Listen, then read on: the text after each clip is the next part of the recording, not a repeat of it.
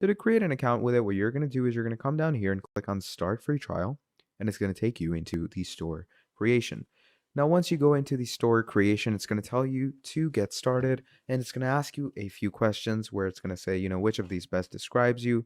You could go with I'm just starting, I'm already selling online or in person. I'm going to go with I'm just starting and click on next. Then it says, where would you like to sell? I'm going to click an online store and click on next. And it says, what do you plan to sell first? I'm going to go with dropshipping products and click on next. Once we do that, it says, where will your business be located? You're obviously going to add in your business location. So in my case, it's Pakistan, and you can go ahead and add, whatever location you have. And once you do that, it's going to bring you here where it's going to ask you to sign up with these different ways. So I'm going to go ahead and click on sign up with email.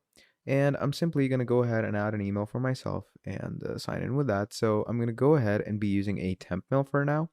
You don't necessarily need to follow this step. You can simply go ahead and use any other email that you have, but I'm going to go with this. Okay.